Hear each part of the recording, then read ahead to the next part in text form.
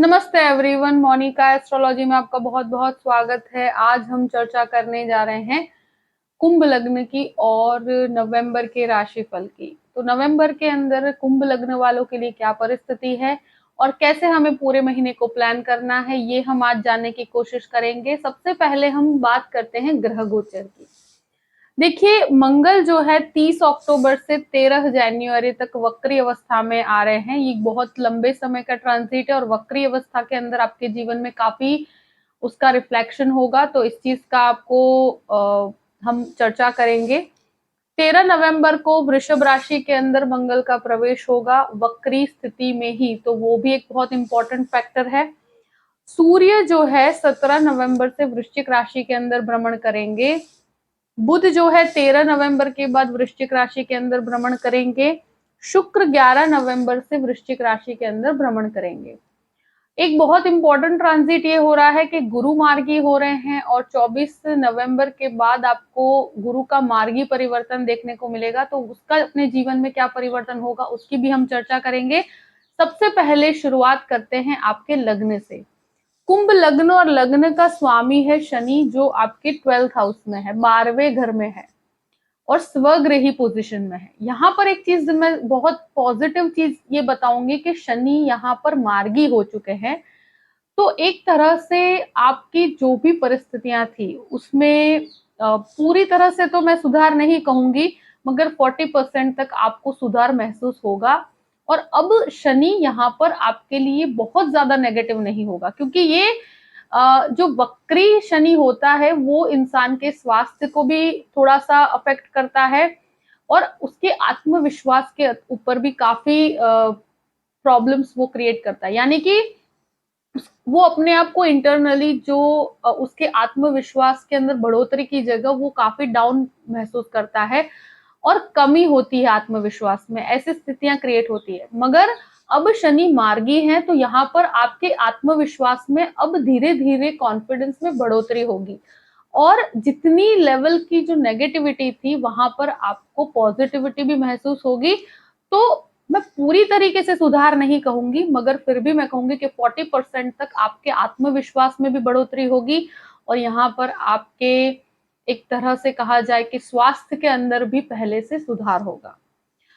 हाँ, मगर चीजों को लेकर लाइटली नहीं रहना है। आपको जो भी आपका ट्रीटमेंट है या जो भी परिस्थितियां हैं या कोई भी बड़े डिसीजंस लेना चाहते हैं, तो वहां पर एक स्थिरता आप महसूस कर पाएंगे। यहाँ 12th हाउस में जो शनि है, तो मैं ये नहीं कहूंगी कि बहुत ज्यादा परिवर्तन आपको करने चाहिए।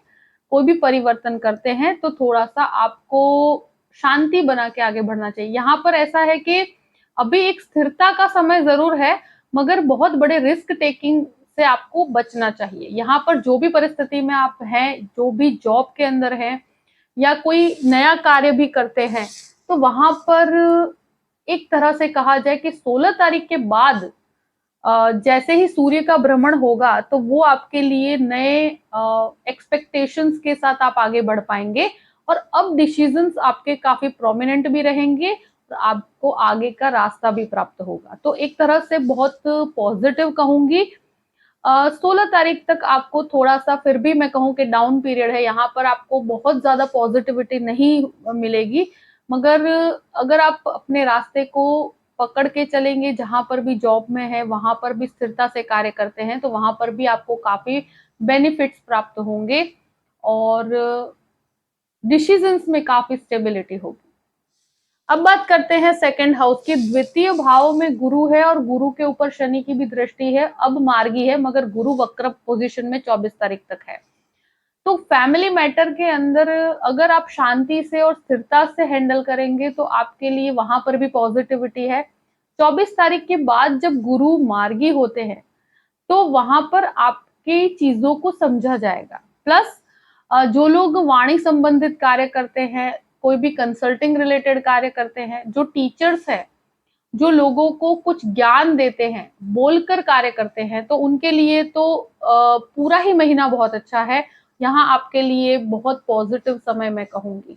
मगर फैमिली मैटर के अंदर अब जब आप बात करते हैं या कोई भी ऐसी स्थिति है, तो वहां पर आप अगर स्थिरता से कार्य करेंगे तो वहां आपको पॉजिटिविटी प्राप्त होगी। बहुत ज्यादा डिस्प्यूटेड स्थिति से आपको बचना चाहिए, क्योंकि यहाँ जो है गुरु अभी भी वक्र अवस्था में है। तो लोगों को समझाने पर फैमिली मैटर के अंदर चीजें कभी कभी खराब हो जाती है, तो थोड़ा आपको वहां संयम बना के रखना पड़ेगा। मगर शनि की अब मार्गी दृष्टि है, तो वो आपको चीजों को सॉर्ट आउट करने में काफी हेल्प करेगी। सेविंग्स जो कहते हैं, तो लॉन्ग टर्म सेविंग्स होगी।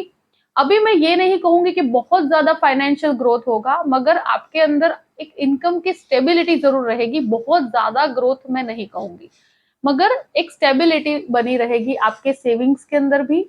और अब डिसीजंस जो है काफी आप माइंड से ले पाएंगे चीजें, कैसे आपके सेविंग्स को किस डायरेक्शन में दिया जाए, तो वहां पर आपको काफी हेल्पफुल रहेगा। अगर आप किसी रिलेटिव को भी पैसे उधार देते हैं, तो 24 तारीख तक इन चीजों से आपको बचना चाहिए। अब बात करते हैं तृतीय भाव की। तृतीय भाव का स्वामी है मंगल और यहाँ पर राहु है, तो भाई बहनों के साथ संबंधों में बहुत शांति बना के रखनी पड़ेगी।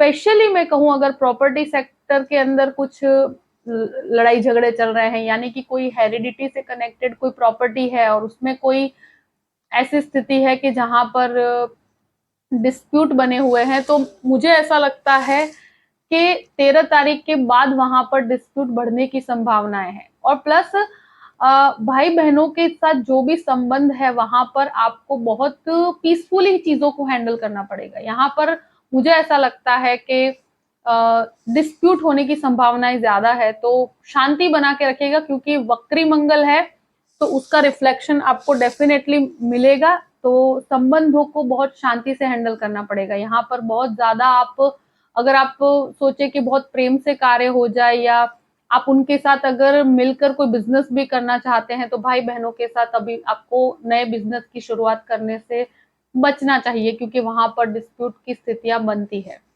तो जितना आप इंडिपेंडेंटली करेंगे वो ज्यादा बेटर रहेगा। यहाँ पर जॉइंट बिजनेस को आपको अवॉइड करना चाहिए। यहाँ राहु का एक चीज जरूर कहूंगी कि जो जो मेडिकल से कनेक्टेड काम करते हैं, जो डॉक्टर्स हैं, और इवन कोई भी प्रकार की सर्जरी से कनेक्टेड कार्य करते हैं, तो उन लोगों के लिए बेहतर स्थिति है और उनको बहुत अच्छे रिजल्ट्स प्राप्त होंगे, क्योंकि आपका लग्न का स्वामी भी 12th हाउस में है। तो मेडिसिन से कनेक्टेड जो जो लोग हैं, जो नर्स हैं या दवाइयों की कंपनी में भी काम करते हैं, तो वहां पर आपके लिए काफी बेटरमेंट की स्थिति है। चतुर्थ भाव की बात करते हैं। चतुर्थ भाव का स्वामी है आपका शुक्र, और वो इनिशियली आपके 9th हाउस के अंदर है सूर्य केतु के साथ। उसके बाद वो आपके 10th हाउस में आएंगे, वहां पर शुक्र बुध का एक योग बनेगा और 16 तारीख के बाद सूर्य भी उसको ज्वाइन करेंगे। यहाँ मैं एक चीज जरूर कहूंगी कि अगर आप कोई भी प्रॉपर्टी बेचना चाहते हैं या बेचकर कोई प्रॉपर्टी खरीदना चाहते हैं, या ऐसा कोई प्रॉब्लम आपकी लाइफ में चल रहा है कि जहां पर आपको बहुत समय से आप सोच रहे हैं, पर इस महीने आपको इस चीज के अंदर उतावलेपन से आपको बचना चाहिए, क्योंकि यहाँ 13 तारीख के बाद मंगल यहाँ आ रहे हैं और वक्री हैं। तो डॉक्यूमेंटेशन बहुत प्रॉपर रखिएगा। और प्लस एक चीज, अगर आप ऐसा कोई डील भी करते हैं, तो 1 से 2 जन की एडवाइस लेकर कार्य करना चाहिए, क्योंकि यहाँ पर इंसान के साथ धोखा होने की संभावनाएं बनती है, क्योंकि वक्रावस्था में है। और बहुत ज्यादा अति विश्वास करने से आपको बचना चाहिए लोगों से। एक चीज मैं जरूर कहूंगी कि यहाँ परिवर्तन योग भी बनता है मंगल और शुक्र का, तो यहाँ आपके लिए एक तरह से बेनिफिशियल परिस्थिति मैं यूं कहूंगी कि फाइनेंशियली आपको ये प्रॉपर्टी के अंदर काफी लाभ भी होगा। यानी कि आप कोई रेंट पे प्रॉपर्टी देना चाहते हैं, तो वहां पर भी आपको काफी बेनिफिट्स प्राप्त होंगे।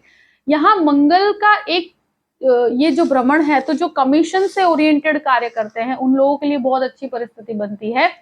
जो कंस्ट्रक्शन का काम करते हैं उनके लिए कॉन्ट्रैक्ट्स या उनके काम में बढ़ोतरी होगी।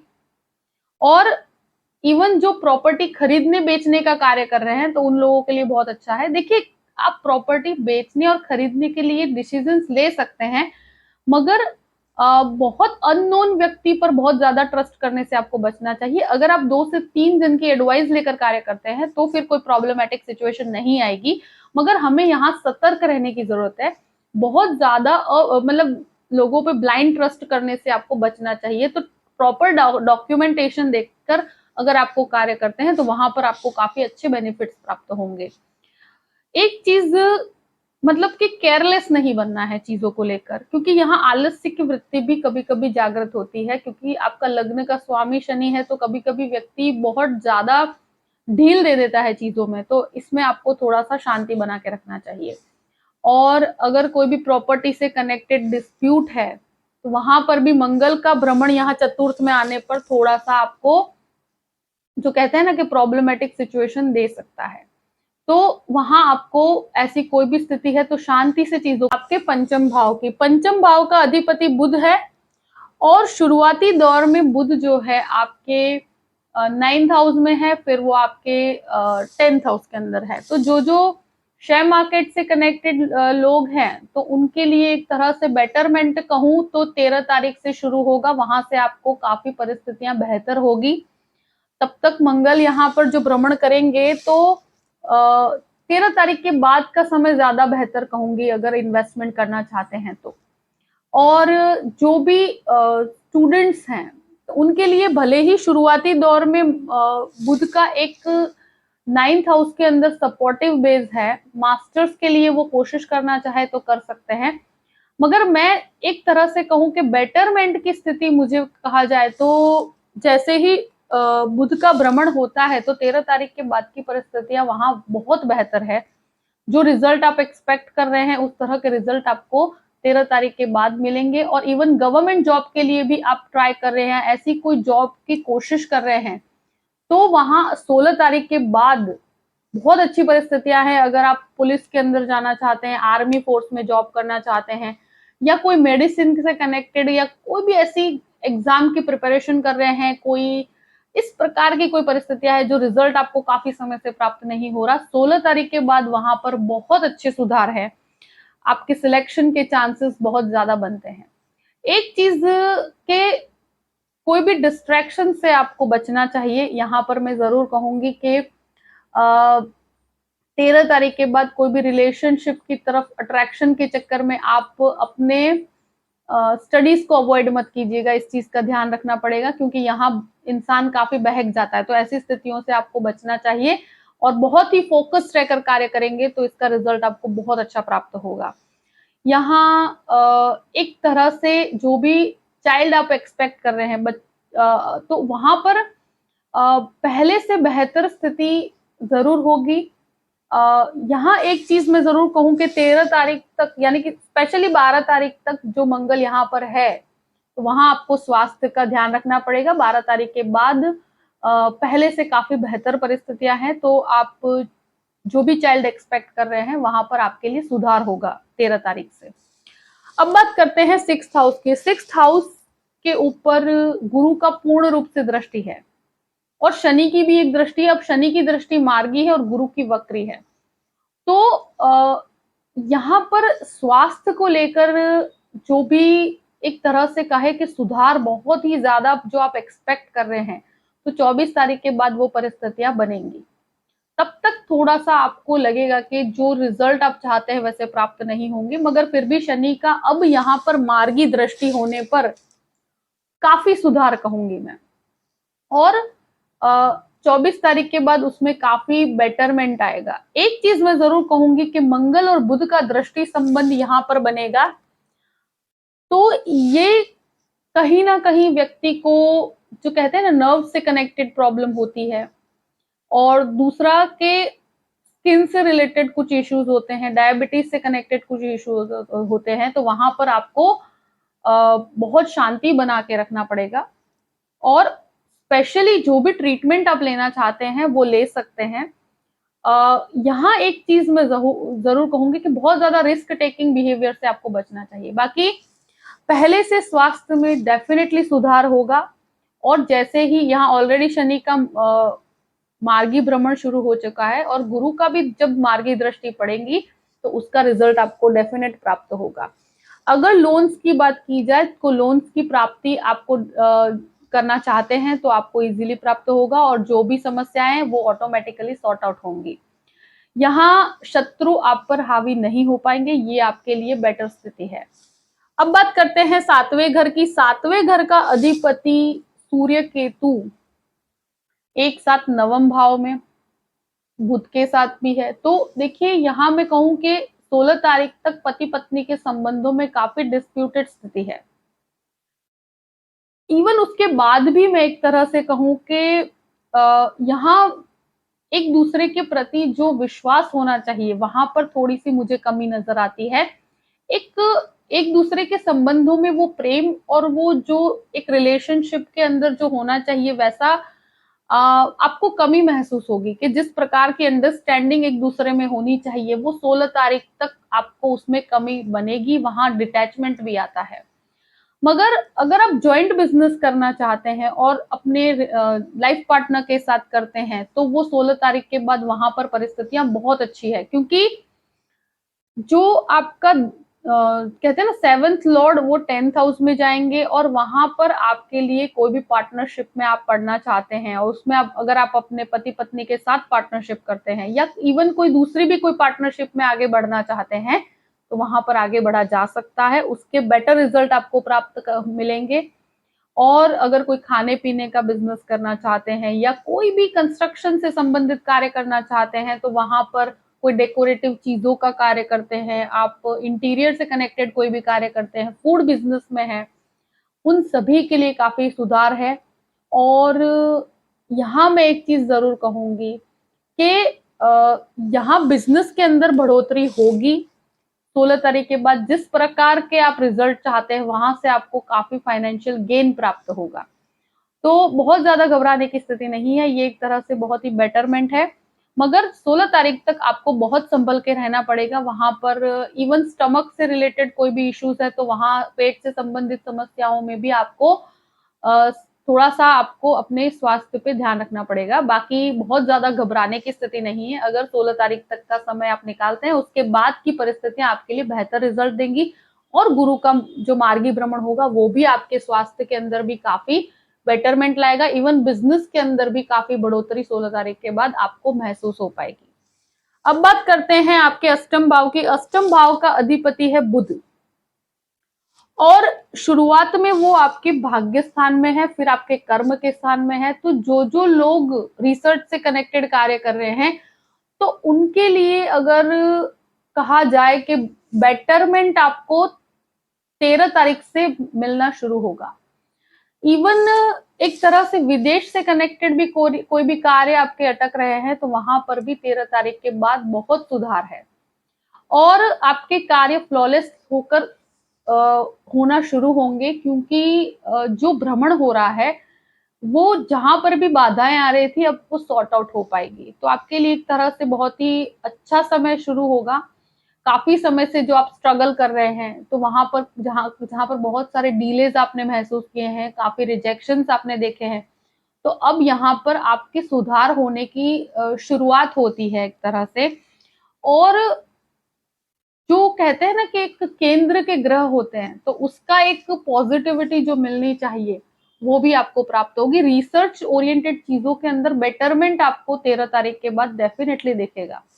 अब बात करते हैं 9th हाउस की। देखिए नवम भाव में सूर्य केतु का योग है। स्पिरिचुअलिटी में बहुत डेवलपमेंट है। यहाँ पर मैं एक चीज जरूर कहूंगी कि आध्यात्मिकता के अंदर आपका इंटरेस्ट बढ़ रहा है। आपको जो कहते हैं ना कि ईश्वर के प्रति आपका विश्वास काफी स्ट्रांग होगा, जो काफी समय से जो कहते हैं ना कि शनि का वक्र अवस्था में व्यक्ति को विश्वास उसका डगमगा जाता है ऐसी स्थितियों में। मगर अब मार्गी भ्रमण के अंदर और स्पेशली यहाँ पर सूर्य शनि का दृष्टि संबंध भी बनता है तो यहाँ स्पिरिचुअलिटी में बहुत डेवलपमेंट है। कुछ अच्छे कार्यों के प्रति आपका इंटरेस्ट बढ़ेगा।